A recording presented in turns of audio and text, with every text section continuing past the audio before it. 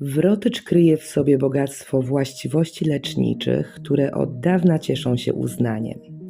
Wrotycz parzono na różnego rodzaju bóle, dodawano do kąpieli, a w formie herbaty używano na tak zwane czyszczenie krwi po porodzie. Wrotyczem okadzano także bydło na świętego Wojciecha, aby uchronić je przed czarami.